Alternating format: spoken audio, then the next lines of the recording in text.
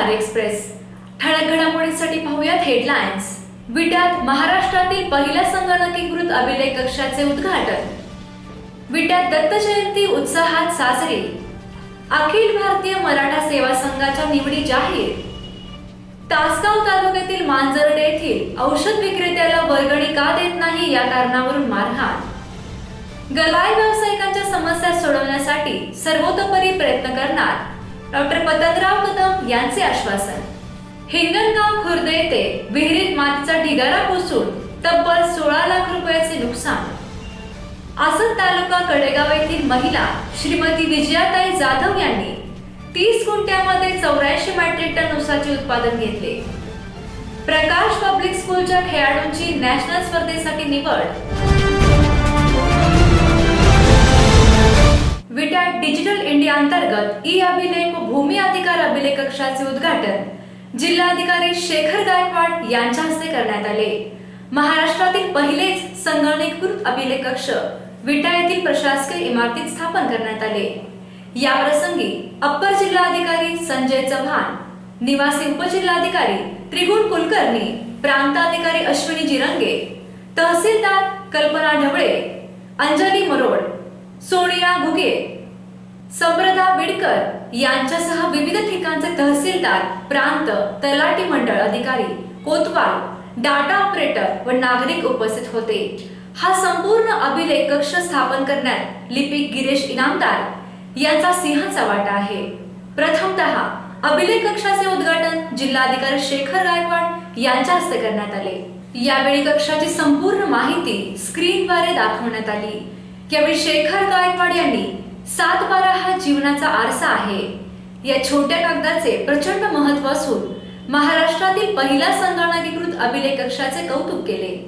जायला सांगितलेलं हवेलीमध्ये हे सगळं मी तिथल्या बारीक बारीक गोष्टी सर पाहून घेतल्या की पेजिंग कसं व्हायचं, पेजिंग केलं तर काय होतं, नंबर पडते कशा पडायच्या, सगळ्या बारीक बारीक गोष्टी बघून घेतल्या आणि प्रॅक्टिकल वर्क केलं। ई मोजणी, ई चावडी आणि ई फेरफार असे 4 सर ऑप्शन माझ्यापुढे होते। यातलं कुठलं मी माझं पकडून एक चांगलं करिअर करेन मी डोक्यात ठेवलं की नाही आपल्याला रेकॉर्डचं मोठं काम करायचं आहे। आणि रेकॉर्डचं काम का करायचं आहे तर आज सगळा सर जो जुना डाटा आहे जे आपलं महसूल विभाग ज्या डॉक्युमेंटवरती चालतो, आर्टिस्ट फाईल असतील किंवा केसेस असतील, जमीन केसेस असतील, ज्या स्थळावर आपण जाऊ त्याला जुने कागदाला रेफरन्सशिवाय सर काही करू शकत नाही।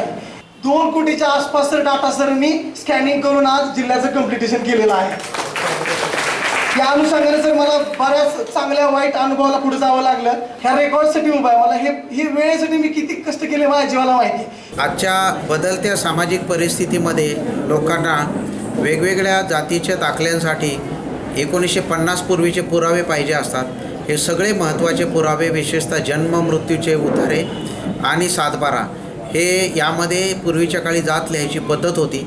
हे रेकॉर्ड जतन झालं असल्यामुळे आता कुणालाही यामुळे त्रास सहन न करता हे रेकॉर्ड सहजासहजी उपलब्ध होईल अशी परिस्थिती निर्माण झाली आहे। याचबरोबर सांगली ब्रँडिंगचा भाग म्हणून सुमारे 30,000 महत्त्वाचे दस्तऐवज आम्ही मोडीमधून मराठीमध्ये आणि नंतर इंग्रजीमध्ये स्कॅन करून कायमस्वरूपी जतन करण्याचा प्रयत्न करणार आहे। यामध्ये सांगली जिल्ह्यालाचं वैभव प्राप्त करून दिलेल्या अनेक महत्त्वाच्या व्यक्तींच्या जीवनाचा पण समावेश असेल। त्यांचे कागदपत्र जर आपण राखून ठेवू शकलो, ती कायमस्वरूपी लोकांना दिसतील अशा पद्धतीने डिस्प्ले करू शकलो तर मला असं वाटतं एक आपला सांस्कृतिक वारसा जतन करण्याचा एक आनंद आपल्याला मिळू शकेल। विटा यशवंतनगर येथे दिगंबराच्या गजरात दत्त जयंती साजरी करण्यात आली। यावेळी महिला भक्तांची मोठी उपस्थिती होती। श्री राम भजनी ग्रुप श्री रामनगर विटा यांनी आपल्या ग्रुपतर्फे भजन सादर केले। त्यानंतर स्वामी समर्थ व दिगंबरा श्रीपाद वल्लभ दिगंबरा या नाम गजरात जन्मकाळ पार पडला। फुलांनी मंदिराचा परिसर बहरून गेला होता। त्याचबरोबर दत्त मंदिर विद्युत रोषणाईने सजवले होते। आरती ॲडव्होकेट राजेंद्र भिंगारदेवे यांच्या हस्ते करण्यात आली। महानैवेद्य महाप्रसादाचे नियोजनही करण्यात आले होते। मंदिर परिसर नामगजराने दुमदुमून गेला होता। महिला पुरुष भक्तांची मोठी गर्दी होती। दत्त मंदिरामधील नियोजन संयोजकांनी नीटनेटके केले होते।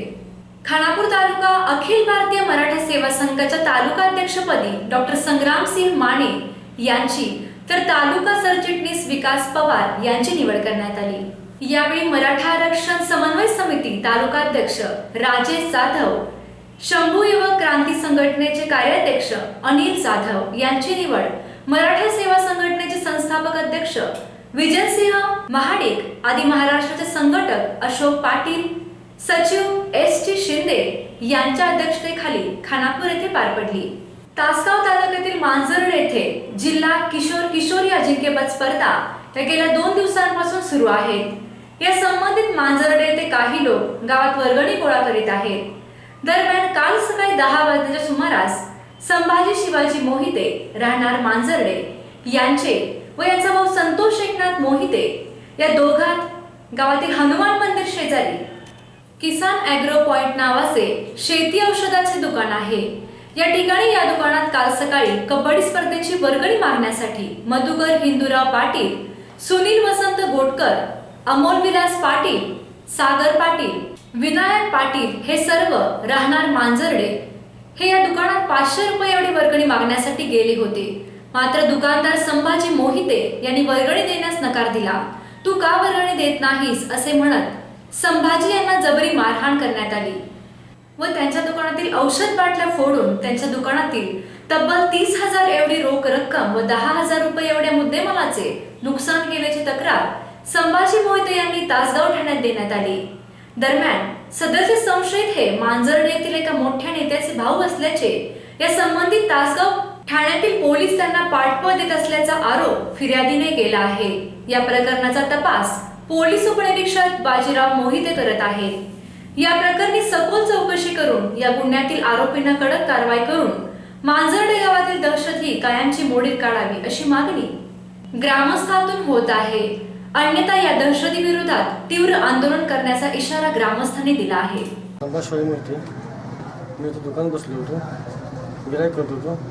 बाहेरनं ते आले, माझ्या जागेत हल्ला तिने केला।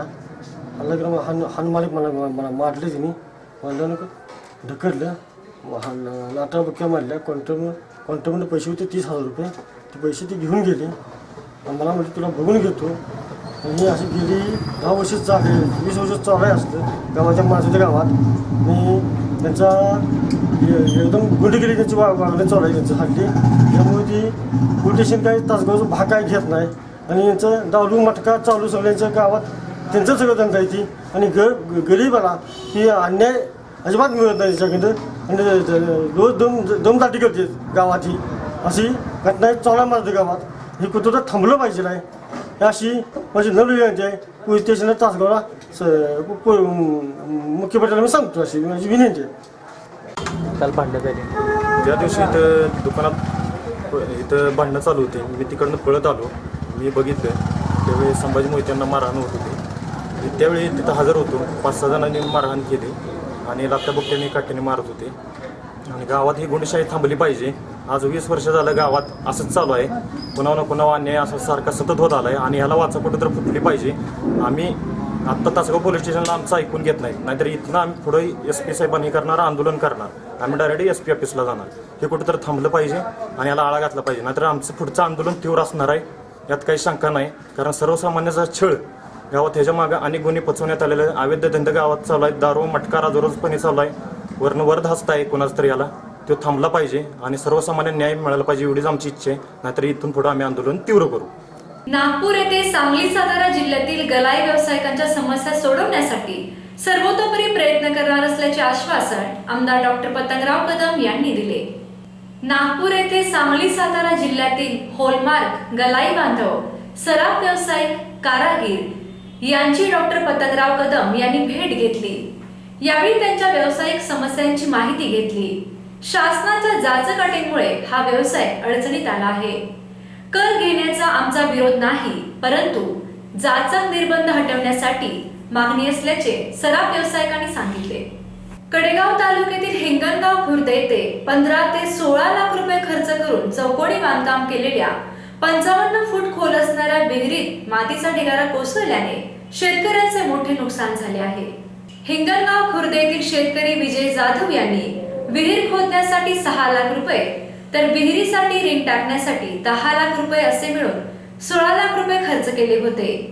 ही रक्कम त्यांनी शासकीय बँकेकडून बांधकामास उपलब्ध केली होती, परंतु विहिरीचे बांधकाम पूर्ण झाल्यानंतर पहाटेच्या वेळी मातीचा अचानक ढिगारा विहिरीत कोसळल्याने पूर्ण विहीर मुजली आहे. त्यामुळे शेतकरी विजय जाधव यांचे 16 लाख रुपयाचे नुकसान झाले आहे. कडेगाव तालुक्यातील असद येथील महिला शेतकरी श्रीमती विजयाताई नंदकुमार जाधव यांनी 30 गुंठ्यांमध्ये 84 मेट्रिक टन ऊसाचे उत्पादन घेऊन एक आदर्श महिला शेतकरी म्हणून नावलौकिक मिळवले आहे. आसद येथे विजयाताई जाधव यांनी 30 गुंठे जमीन आहे. यामध्ये त्यांनी ऊसाची लागवड केली आहे. त्यांनी green power sugars limited Gopuj या कारखान्यास हा ऊस गाळपास पाठवला आहे. त्यांनी 30 गुंठ्यांमध्ये 84 मेट्रिक टन ऊसाचे उत्पादन घेऊन एक आदर्श महिला शेतकरी म्हणून विजयाताई जाधव यांचा संपतराव देशमुख सहकारी दूध संस्था मर्यादित आसद व ग्रीन पॉवर शुगर्सच्या अध्यक्ष सौ अपर्णा देशमुख यांच्या हस्ते सत्कार करण्यात आला. या कार्यक्रमास जनरल मॅनेजर हनुमंतराव जाधव, शेती अधिकारी मिसाळ, ऊस विकास अधिकारी कांबळे, संपतराव देशमुख दूध संघाचे जोशी, संपतराव देशमुख दूध संस्था आसदचे चेअरमन संपत जाधव उपस्थित होते. प्रकाश पब्लिक स्कूलचा खेळाडू अथर्व पवार याची महाराष्ट्र राज्य क्रीडा club skating championship स्पर्धेमधून Madhya Pradesh येथे होणाऱ्या नॅशनल स्पर्धेसाठी निवड झाली आहे. निवडीबद्दल प्राध्यापक मधुकर नायर यांनी शुभेच्छा दिल्या. मार्गदर्शक सुशांत चव्हाण यांचे लाभले. दिनांक 6 डिसेंबर 2016 रोजी सिंधुदुर्ग येथे राज्यस्तरीय क्लॅब स्केटिंग स्पर्धेचे आयोजन करण्यात आलेले होते. महाराष्ट्र राज्य क्रीडा क्लब स्केटिंग स्पर्धा क्लॅब स्केटिंग असोसिएशन यांच्या संयुक्त विद्यमाने संपन्न झाली. या स्पर्धेतील वयोगट 14 या गटातील प्रथम चॅम्पियनशिप कोल्हापूर विभाग यांनी मिळवली. विभागीय संघात किर्लोस्कर हायस्कूलचा समावेश होता. शाळेत खेळाडूंचे सत्कार प्राध्यापक सौ सुधा मोहिते सुतार सर यांच्या हस्ते करण्यात आला.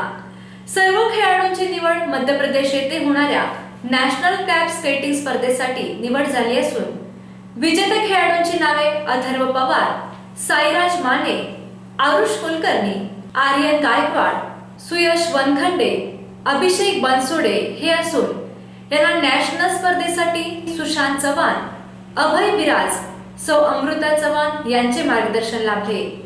यशस्वी विद्यार्थ्यांचे सर्वत्र कौतुक होत आहे. पुन्हा भेटूया ताज्या व ठळक घडामोडींसाठी. पाहत रहा फक्त 7 स्टार एक्सप्रेस. नमस्कार.